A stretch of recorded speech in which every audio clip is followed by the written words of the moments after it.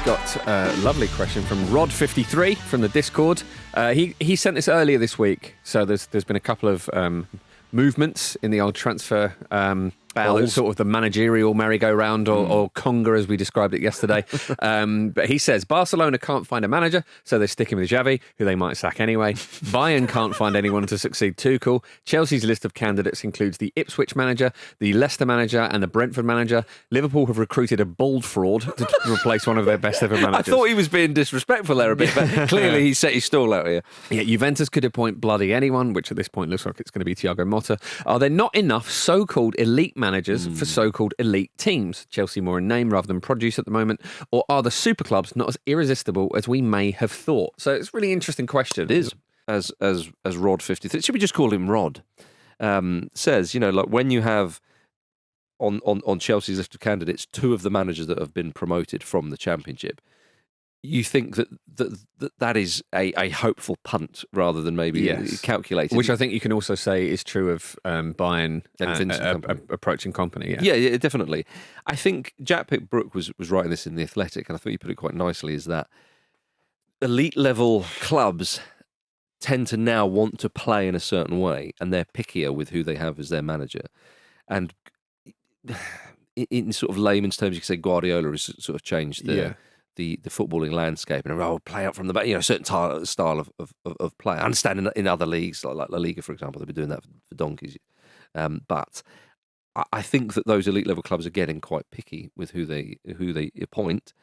But then with that stylistic point comes the fact that, there are managers around the world who are instilling it. So there are more managers who are, better suited to taking over those bigger clubs because the framework, the plans they've put in action at their previous clubs or their current clubs, matches, quote unquote, those super clubs more than ever before, arguably. And also, I think there are just more super clubs now. Again, I use that, in quotation marks, but like there are more bigger clubs who feel that they have a right to success and silverware. And so therefore, like, it feels like the pool is, the pool seems shallower, but purely because there are more fish. Does that work? I know what you mean. I suppose with PSG are a good example, aren't they? Where 20 years ago that you wouldn't have considered them an elite club, and there are obviously a few clubs that have had this kind of rise that you wouldn't have predicted.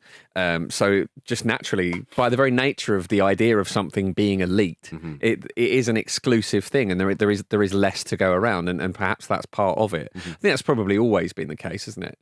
Because again, the nature of the definition of that word. But the style thing's really interesting. I think you make a good point there, Vish, because I think this might explain this strange situation that we seem to have at the moment that Rod 53 is talking about.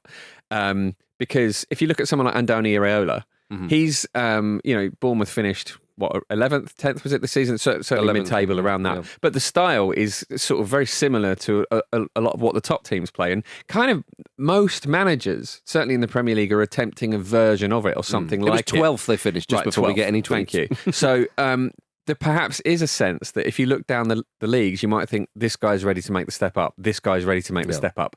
And I guess we've had that in the past with David Moyes getting the Man United job, which seems really strange now, doesn't it, when you look at the evolution of football and how tactics are different.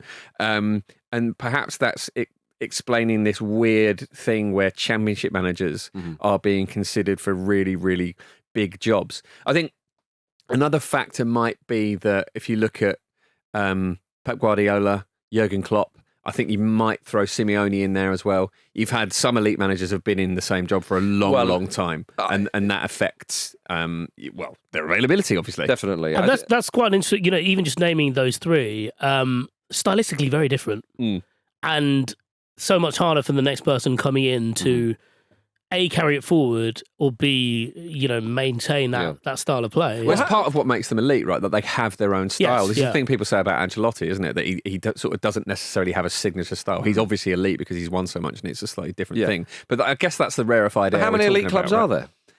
We keep talking about elite clubs. How many are there? There's not that many. If you look through the list of Real Madrid managers as well, not every single manager is someone you're going to consider elite. No, but how long have we considered them elite club? This term elite club. What we're saying is those clubs now who have locked themselves in to a certain level, and it's barring, say, Manchester United, who have been floundering a bit since Ferguson, you would say, these clubs, again, that's why, the Super League is the ultimate example of that. A lot of these clubs we're talking about, other than, say, PSG and Bayern, were involved in the Super League project. But the Champions League has brought that forward. The Champions League has 4 teams from. But that's surely what it means, right? It means a manager who can win the Champions League. So there's only a certain amount of clubs realistically that win the Champions League. But I mean, look at Dortmund this season. In a week's time, something we don't. They're going to be champions. Well, they've got a better chance than any other club in the world, other than Real Madrid, to become Champions League winners this season.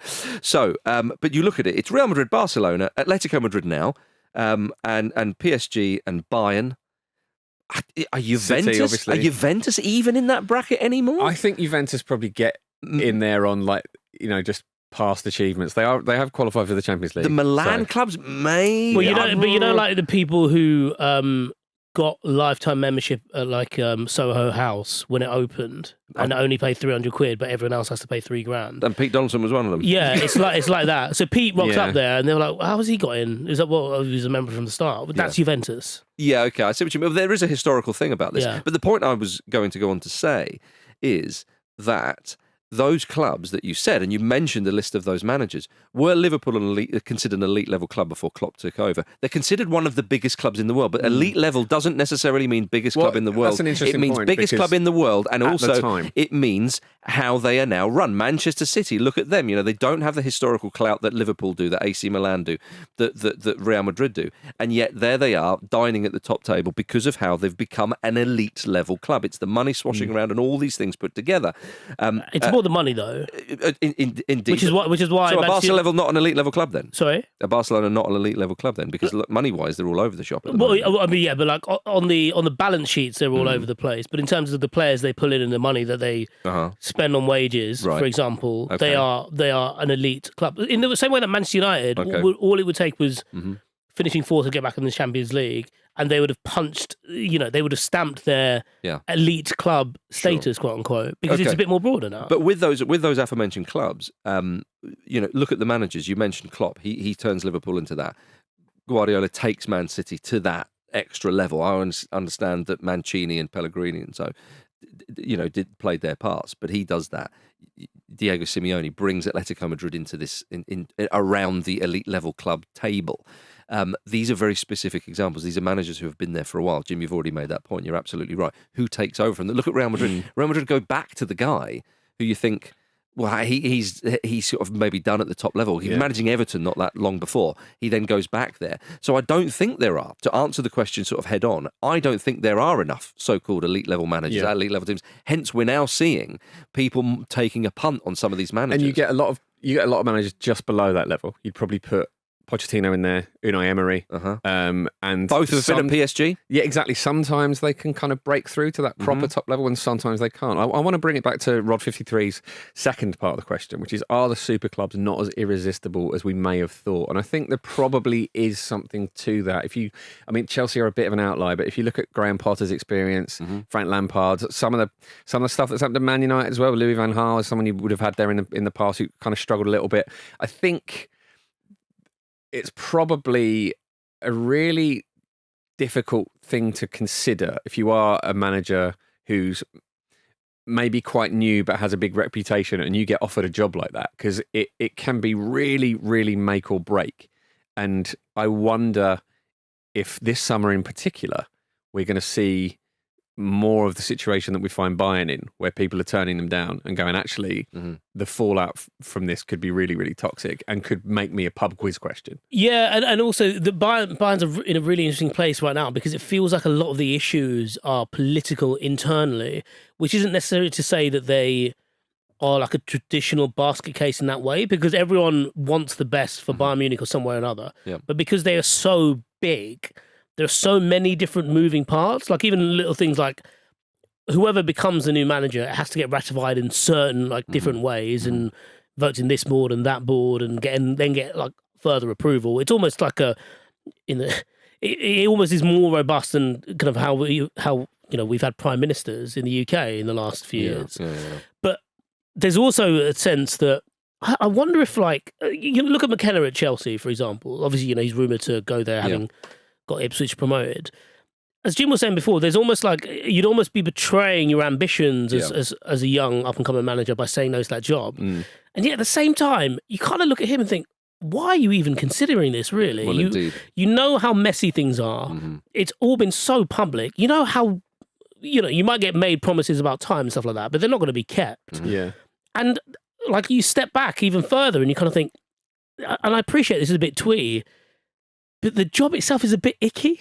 Well, I agree. And I think that's an interesting example. Obviously, it's one that we're speculating on. Yeah. But I think that's it. I think that managers, you couldn't blame him for going for it. But at the same time, how much job satisfaction are you going to get? And I think that maybe nowadays, I don't know. I mean, I'm sort of delving off into deeper territory here, but if I may, just for the briefest of moments, perhaps we're now more aware of mental health, well-being, emotional intelligence, all that kind of stuff. Maybe there's an element of that that takes part. People say, well, okay, you can go there. It'd be a big job. You'll be able to do this. But will you get the job satisfaction? Will you enjoy it as much? Look at the pressures of top, that kind of thing. Earn your stripes. Take Unai Emery, for example. Unai Emery, is he an elite level manager? People probably wouldn't think no, but he has managed PSG and Arsenal. But his stints at Sevilla before PSG, even though he obviously won the league at PSG, his stints at Sevilla before those two clubs, and then Villarreal and Aston Villa after those two clubs, I guarantee he will have enjoyed them more. Sure, yeah, and I think this is why I brought in the point earlier about elite really referring to managers capable of winning the Champions League, right? Because I do think you probably wouldn't quite put Emery there. And he's shown time and time again that maybe he has got that. PSG are a funny one, aren't they? So it's hard to judge on them. But I feel like, maybe he'll win the Champions League with Aston Villa next year and it'll be the most amazing thing since Leicester.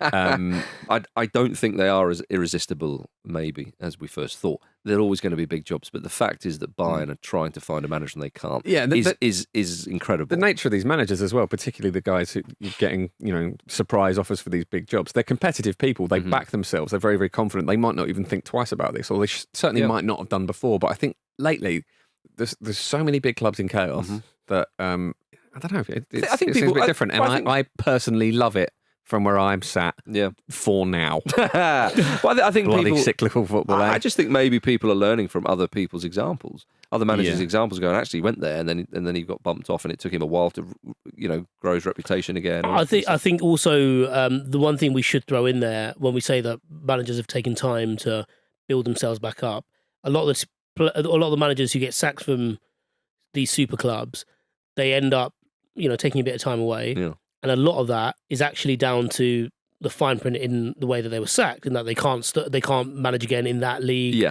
until the rest of the season or whatever.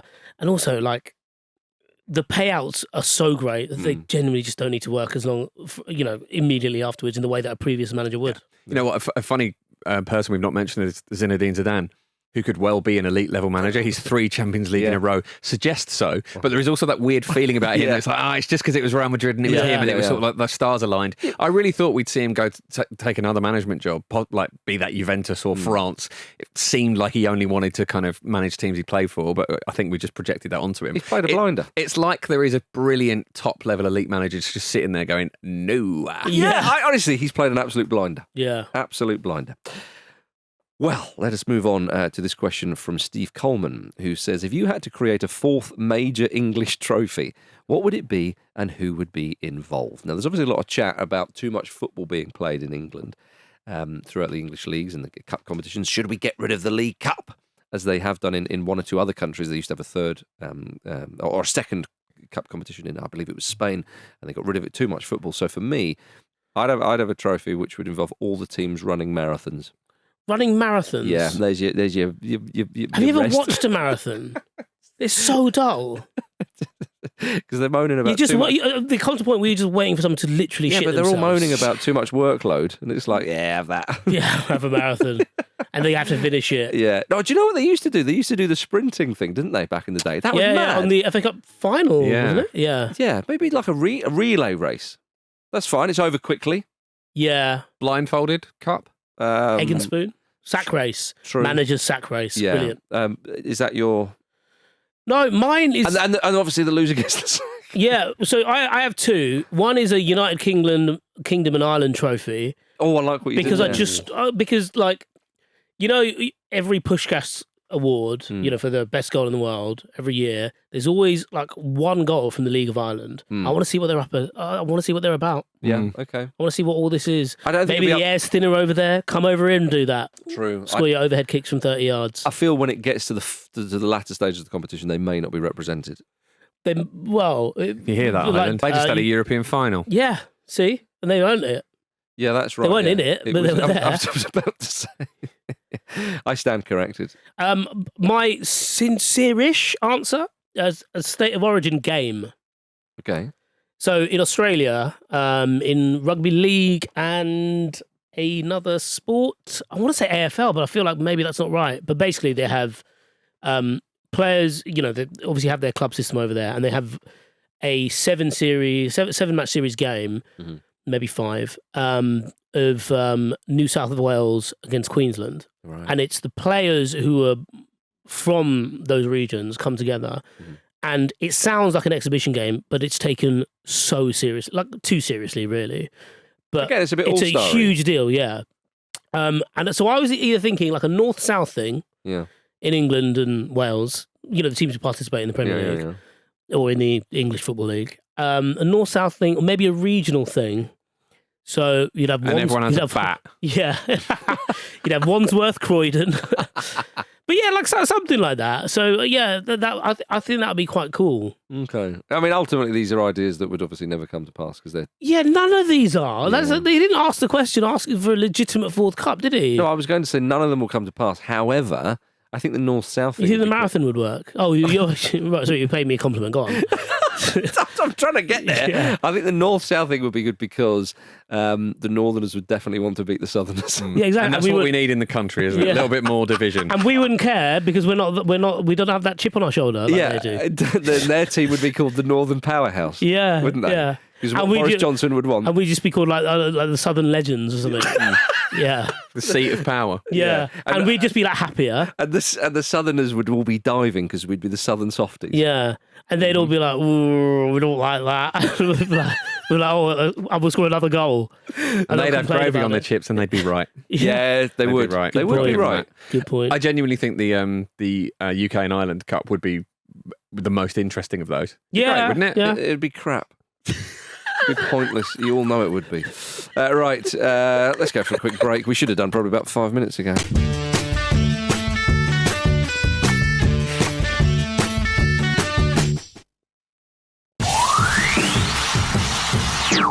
Vish, you've got the next question.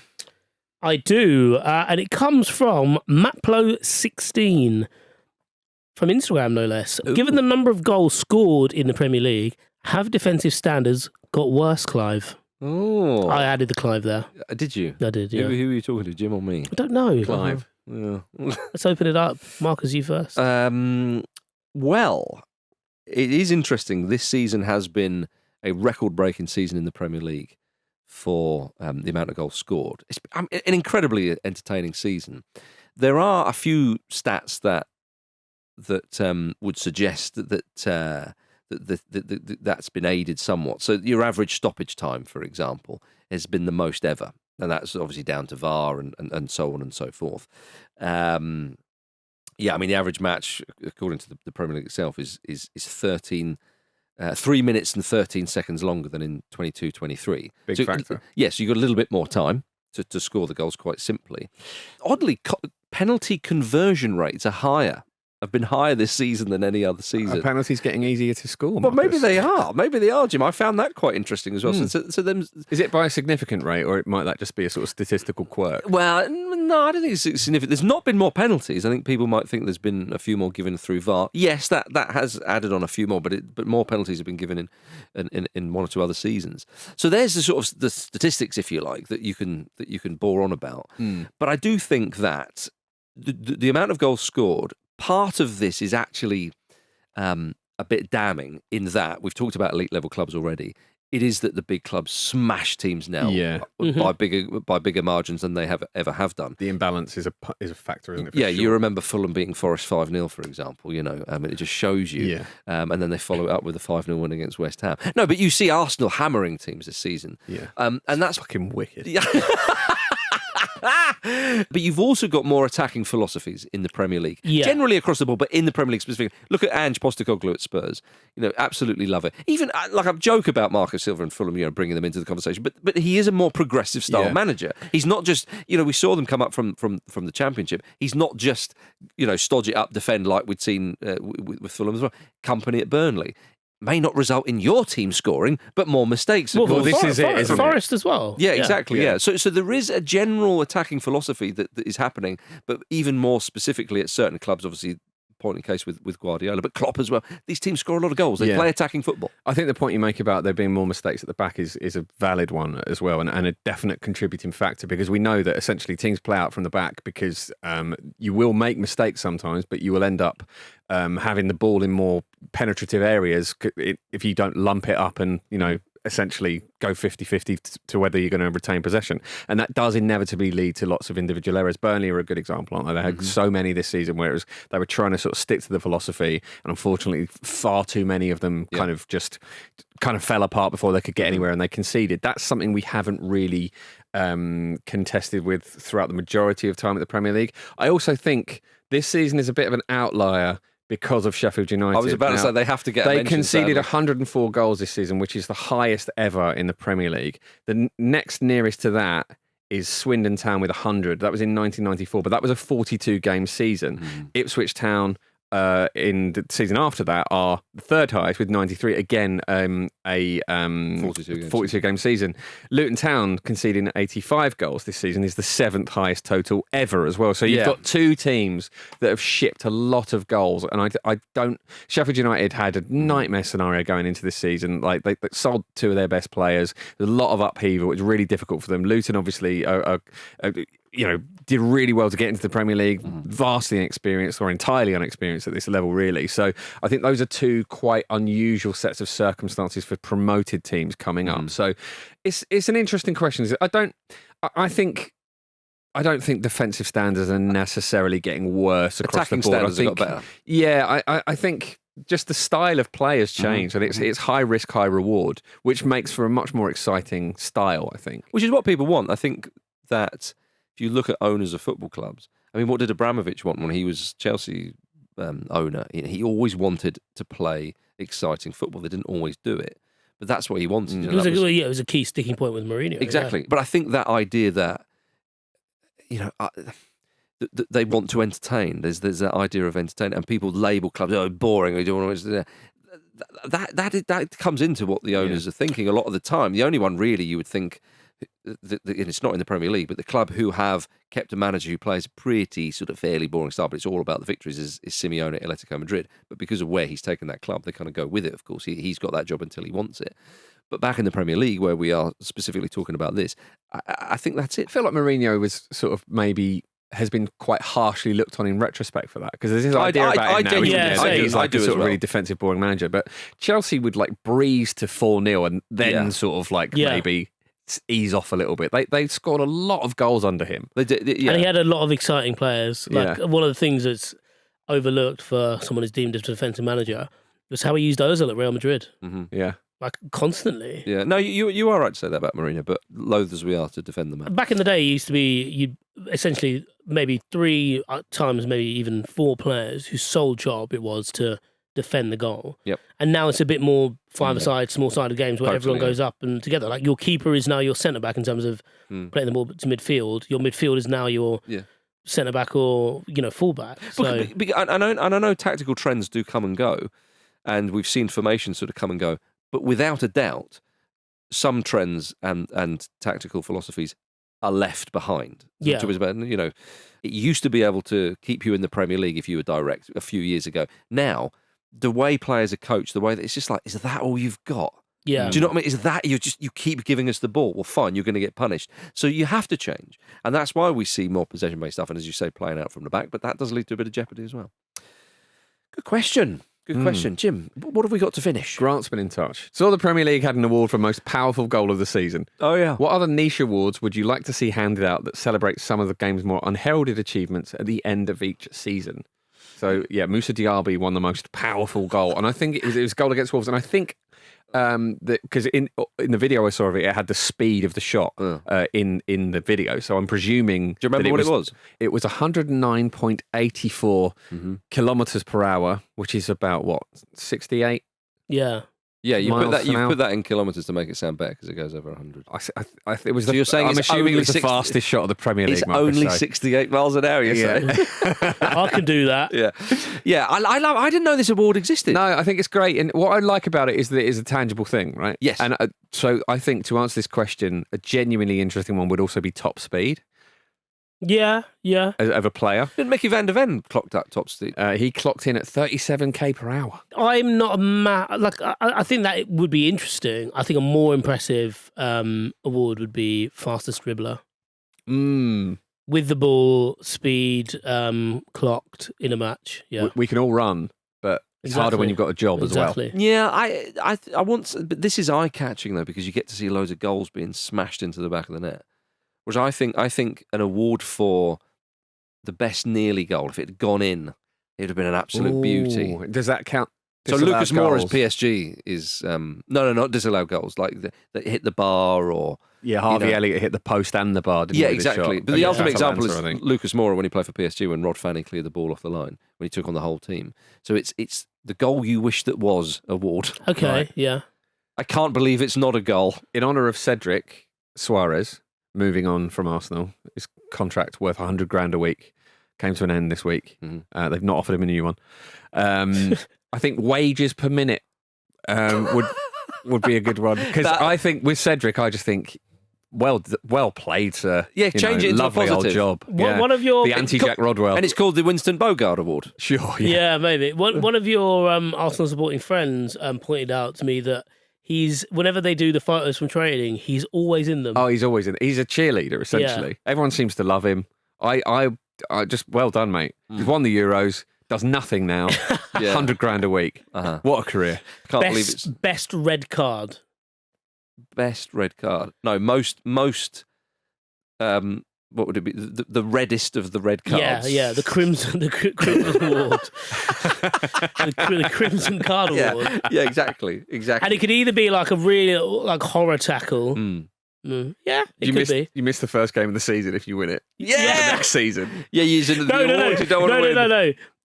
No, but just to incentivize people to win it. If you get incentivize people to win it, you're allowed to miss the Christmas games. So you don't need to have that booking. You don't need to try and game nice. it. You get Christmas off. I mean, on that, maybe a shithousing award. Yeah, have to be unofficial. Yeah, but dickheads would win it, wouldn't they? Like, imagine past winners would have included Robbie Savage and Joey Barton. I also just again a sincere answer. I think instead of young player, they should have a best newcomer. Breakout season, like as in US sort of like style. first season in the Premier League. Yeah, well, sort of. Yeah, I don't know, like a 27-year-old coming from the Championship and doing really well Jude in their Bellingham. first season. Been signed by Man City. But yeah, so like different things like that. Yeah, how romantic. Mbappe, best newcomer. Yeah, but I suppose I like that kind of award because you can't keep winning it. You can't dominate the award. Yeah. Do you remember the award that's given out in Monaco, quite oddly? Presented by the monarchy of Monaco. Wow. I think it's down on the... I don't move in the same sort of circles as you, Marcus, so I'm unfamiliar with this sort of things. Okay. I see about your sort of exploits in Tatler and that, but I'm not really... Well, it's an international award, and it's given to players who stand out for their athletic achievements, both as individuals and team players, and for their personality, according to Wikipedia. And it's given to players of at least 28 years of age and can only be won once. I'm just going to name a few winners of this award. How long has it been running from? 2003. Okay. When Roberto Baggio won it first. How much money did they have to dispose of to start up this? Probably a big gala as well. Nedved, Shevchenko, Ronaldo, Del Piero, Roberto Carlos, Ronaldinho, Totti. I feel like I'm playing Pro Evo 6. Yes. We'll gloss over Ryan Giggs, Ibrahimovic, Drogba, Iniesta, Eto'o, Buffon, Casillas, Cavani, Luka Modric, Cristiano Ronaldo, Mohamed Salah, Robert Lewandowski. It's basically like a Legends Award. It's basically rich people wanting to meet famous footballer. Yeah. Yeah, okay. It is. It's an excuse for that, isn't it? Yeah. And why does the Premier League not have that? In a way we do. It's called Man City. That's true. Yeah. Thank you for watching a clip from the Football Ramble podcast. Don't forget to like this video and subscribe to the channel so you don't miss an upload. A single upload. Don't miss out on the uploads. The uploads are important.